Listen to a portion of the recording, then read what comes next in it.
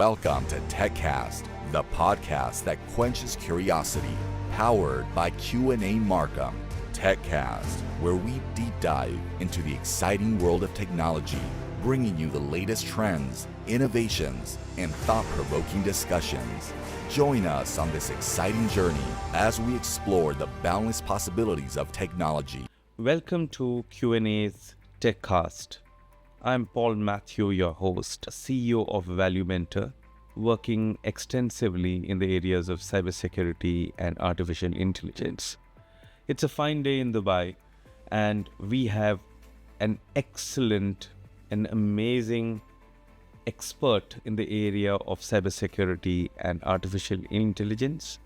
We have Vijay Velayutham, Principal Information Security Officer for the Ministry of Energy and Infrastructure, UAE. Welcome, Vijay, to the techCast. Thank you, Paul. It's good to be here. And I would like to have, I'm looking forward to a wonderful discussion with you. Wonderful. Vijay, as we were chatting previously, and I was very intrigued, and I thought I should ask you this during this techCast on your experience so far is by far the most limited experience anybody can ever think of, because it contains cybersecurity, which in itself is a domain which is much talked about and much discussed about in boardrooms and governments. And you also have an experience with AI and the implications of AI and the risks of AI.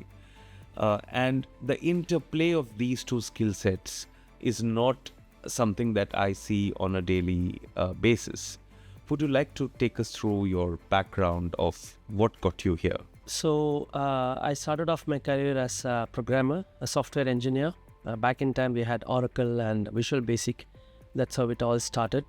And then I got into project management and system analysis. And in one of my previous jobs, I was assigned the task of handling the regulatory requirements being fulfilled from a stock brokerage firm. And that's how I got into the security from a regulatory angle. So back in time, we had a list of regulatory requirements for stock brokerage houses to be able to operate here in this country. We have the SCA, the Securities and Commodities Authority. So that's how I got into security, and then it really caught my attention. I straight away undertook doing my CISSP certification, and then I was completely captured by the entire spectrum of opportunities within the cybersecurity industry. And then I was actually I worked for Maersk in their global headquarters in Copenhagen, and then also the Novo Nordisk, another Danish company, a pharmaceutical company. And then I've just come out of this job with Smart Dubai government, where I was handling the governance, risk management and compliance for the Dubai government entities for the big data platform as part of DO and Dubai Digital Authority's joint venture. So it's a good time to be within the cybersecurity and AI, as you mentioned, the overlay of AI and cybersecurity. Wonderful, wonderful, Vijay. And I think this is quite an experience that one could dream of. But let me ask you, what's been your mantra or the go-to aspect as being a cybersecurity leader? What role do you think that you would really relate to while defining your daily duties? So when I joined cybersecurity domain back in time 13 years ago, the perception of a security specialist was that he's the guy who puts an end to the fun, right? You step in, you say, I don't accept it, so it is rejected. That was the mindset. I've listened to this interesting real life story of a person who joined back in time the CIA as a security specialist, right? He's fresh out of college, full of dreams. I want to achieve something in security, and he joined CIA. and his manager takes him for a coffee on his first day, and then he says, "Come, I'll tell you how things get done here." And then they have this discussion, and then he says, "Look, you're going to get invited as a security specialist to meetings, and I want you to take notes, be attentive. At the end of the meeting, they'll ask you, is it approved from security? I want you to tell, no, it's not. It's rejected." Now, 90% of the projects and initiatives will stop there because it's rejected from security. They're not going to go anywhere. In a few cases, they'll invite you for a follow-up meeting wherein they're going to propose an alternative. And then I want you to listen, take notes. At the end of the discussion meeting, they'll ask you, is it approved? I want you to say, no, it's not approved. Right? Now, 99% of projects will stop there because it's rejected from security. 1% of the projects will come to me and I'll take it from there. So this was the approach, right? Back in time, that was a classical approach. Absolutely. You are there to just reject and each and every request, even if it presents a little bit of risk. Basically a party spoiler, right? Yes. Yeah.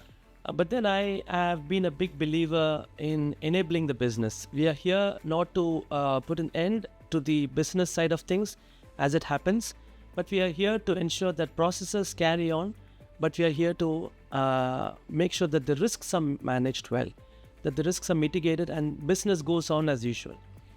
And back in time, I had this experience, this one occasion where there was an urgent need to use remote management software, remote desktop management tool, which was banned, which was actually a violation of the security policy. But then there was a request from the line of business that there was something really critical that was going on. And then I had to really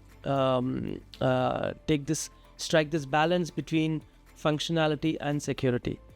So that's when I interacted with different stakeholders, that's when I realized and I appreciated how important it is to make sure that the business goes on.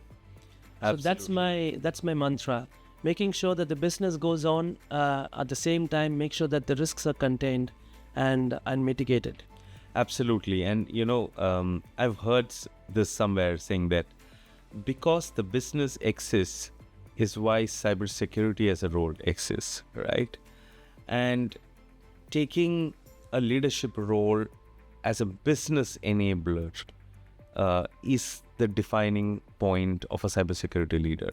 Thank you so much for that story and anecdote from your life. Now, looking at the other part of our discussion with respect to artificial intelligence, people say AI takes away a lot of jobs, it takes away a lot of roles.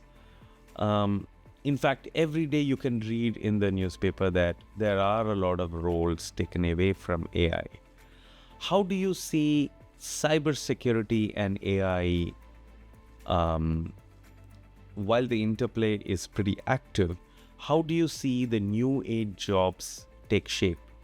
And would you be able to put some light or throw some light into this topic? Yeah. So back in time, thousands of years ago, we guys and girls were hunting using stones, right?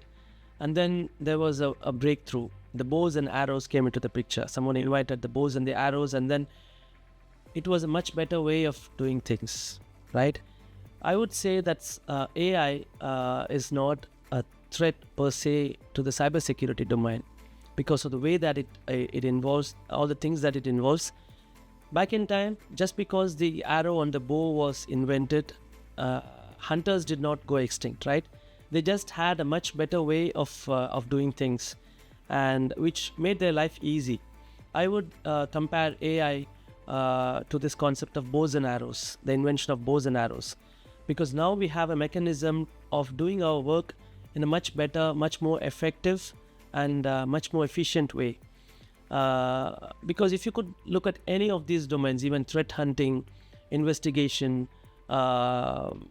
pattern analysis and anomaly detection and so on, we just have a much more powerful tool with which we can do our jobs better.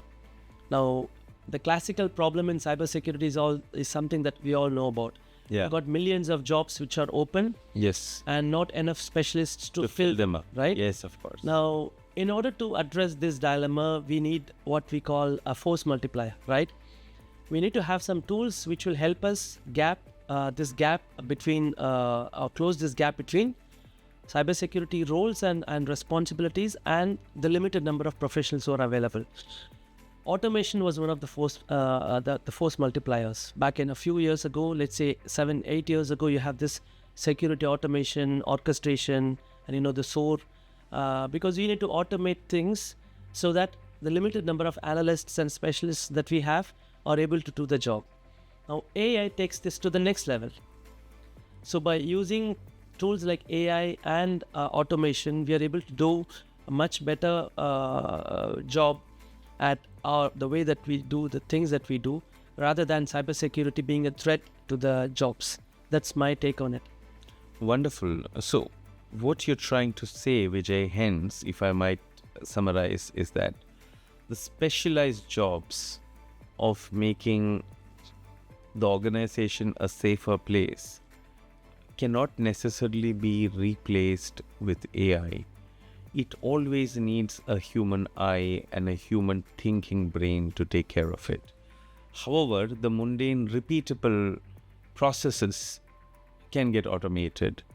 What does that mean for somebody who's entering the cybersecurity domain? Yeah. So there are some fine-tuning that needs to happen for the entry-level jobs, for them to be able to make it, let's say, big in the job market. The first avenue is how an analyst, a security analyst, can use AI in terms of threat hunting, in terms of incident response, in terms of anomaly detection, and so on. So they need to have a good hang of how to use and utilize AI for security use cases, for especially for security analysis use cases. That will be an excellent skill to have. As of now, it's not a must-have skill for someone to have AI skills, AI plus cybersecurity investigation. But a time is soon coming where that will be a must-have skill.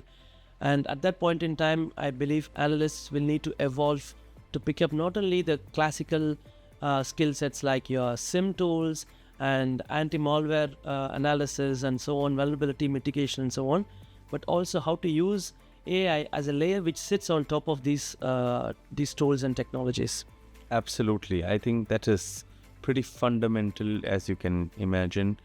And the number of people actually getting into cybersecurity must learn new age technologies and be prepared to be keeping abreast of newer possibilities that AI brings to the front. Which brings me to the next question. And, again, it doesn't need too much explanation, but it poses a significant risk. With AI, and especially with the advent of ChatGPT and LLM, whatever word you want to use to define it, the number of personas that can be created by AI has no limit to it. The deepfake possibilities are innumerable. How are organizations and governments, in your view, prepared for this new modality of threat, if one would want to call it that way?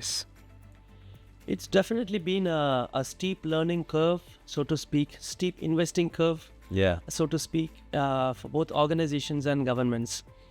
Because with the advent of cloud and cloud security and digital transformations, organizations have been waking up to the reality of data privacy, data breaches, violations of privacy, and so on. So there has been a huge race last, let's say, decade or so to catch up and make sure that legislations and regulatory frameworks are addressing these emerging areas. Now, with the advent of AI, it just got even more interesting, because hardly organizations are trying to catch up with the implications of privacy violations and data breaches, and how enterprise governance, for example, should include data security practices as well. Now you have an absolutely game-changing technology such as the AI, which throws a huge list of things into the mix. For instance, your ethical considerations, legal considerations, even how do we even govern these things like deep fake, right? Yes. I mean, so that actually is a big challenge for both governments and organizations, because they need to come up as an organization. They need to have the policy to address the ethical use of AI, for example. Now, Yes. if you look at Asia and parts of the world, there's been a race to catch up with the privacy conundrum, right? Yeah. Now they have to actually mix both privacy and AI.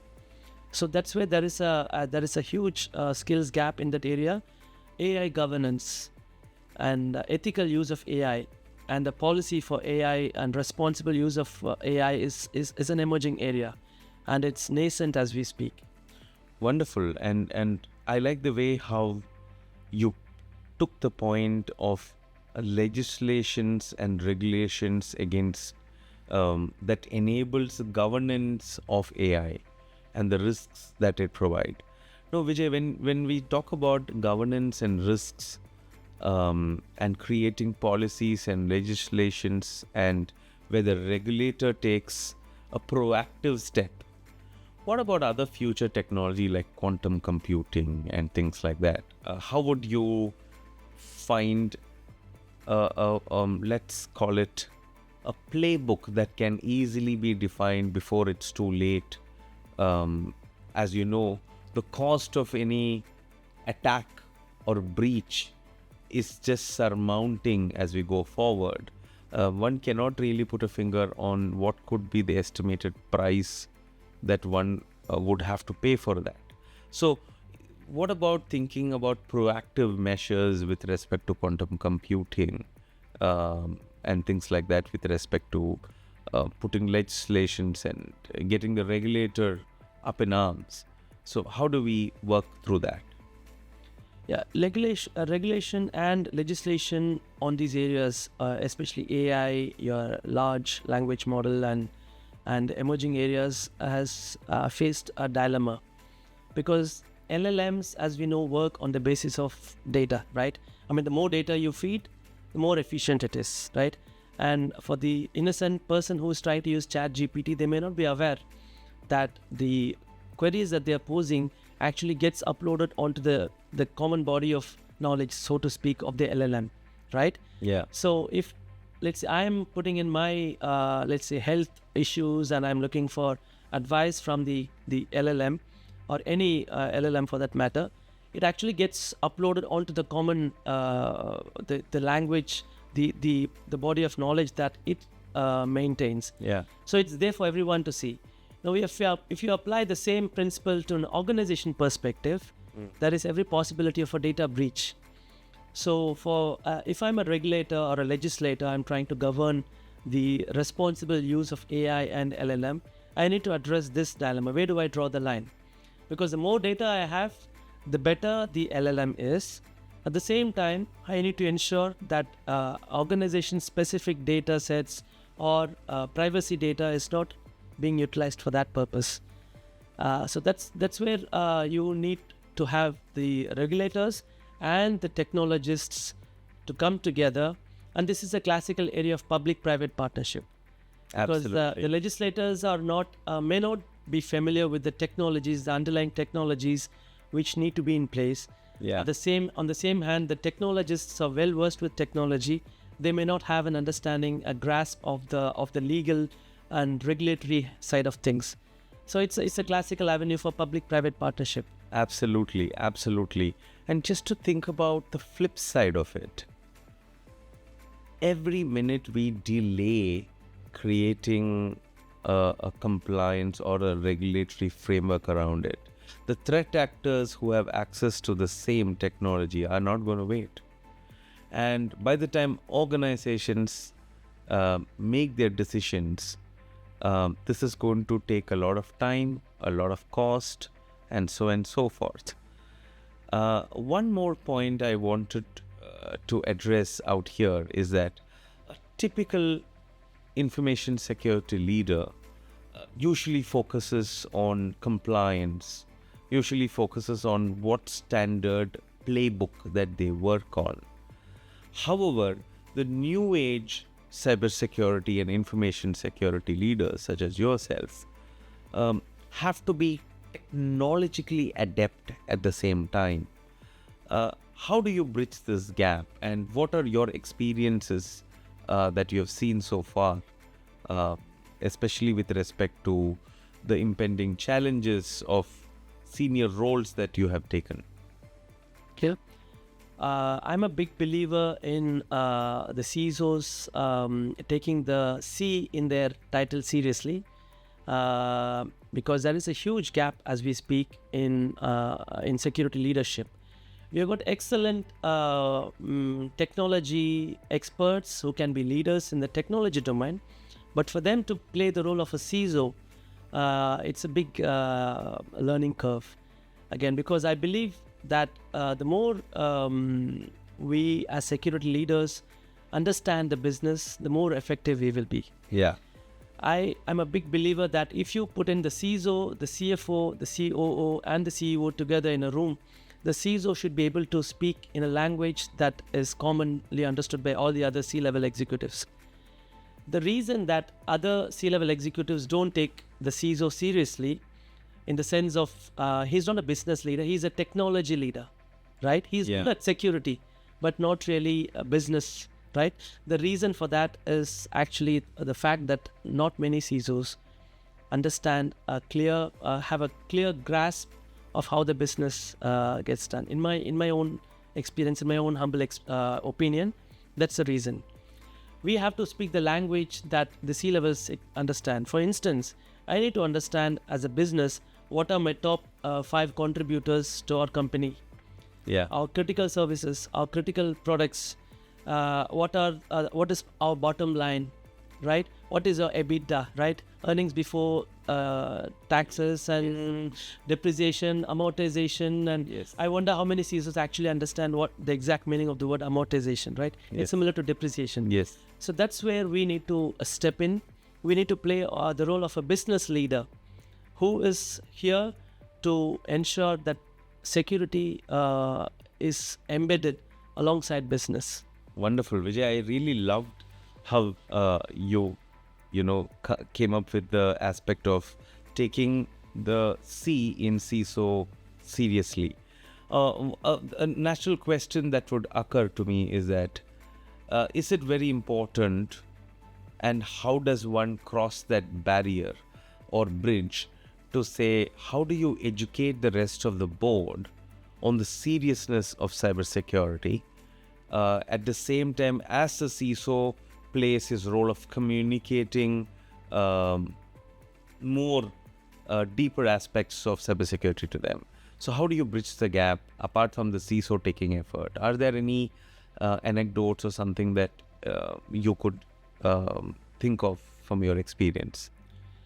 Yeah, one of the techniques to follow is, of course, storytelling. Yes. But apart from that, the bread and butter of communication between a CISO and the board, the CISO has to speak the language of business, much higher level than the firewalls and the proxies and web application firewalls that he or she is familiar with, but the board understands only the language of business. Yeah.